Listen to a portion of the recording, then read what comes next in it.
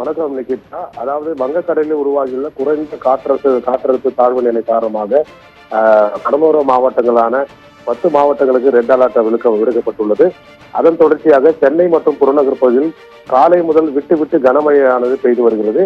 இந்த நிலையில் சென்னை ஓஎம்ஆர் சாலை, சோழிங்கநல்லூர், காரப்பாக்கம், கண்ணஞ்சாவடி, பெருங்குடி, துறைப்பாக்கம் போன்ற இடங்களில் சாலையில் மழைநீர் தேங்கியுள்ளதால் துறைப்பாக்கத்திலிருந்து கந்தஞ்சாவடி வரை வாகனங்கள் ஊர்ந்து செல்லக்கூடிய அந்த காட்சி நம்மால் பார்க்க முடிகிறது.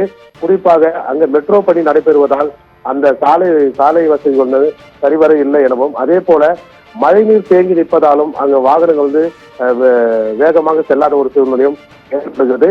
இதன் தொடர்ச்சியாக அதாவது சாலையில் ஒரு பள்ளத்தில் இருந்த பள்ளம் முழுவதும் மழைநீர் தேங்கியுள்ளதா, அந்த பள்ளத்தில் இருந்து தெரியாமல் இருசக்கரத்தில் வாகனத்தில் வந்த ஒருவர் நிலை தடுமாறி அங்கே விழும் அந்த காட்சியும் நம்மால் பார்க்க முடிகிறது.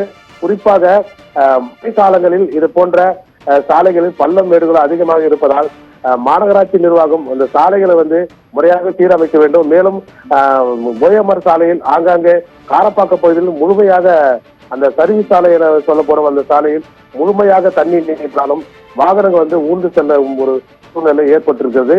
மேலும் மழை அதிகரிக்கும் கூடுமானால் போக்குவரத்தும் அங்கு தடை செய்யப்படலாம் எனவும் ஒரு தகவல் வெளியாகி உள்ளது நிகிதா.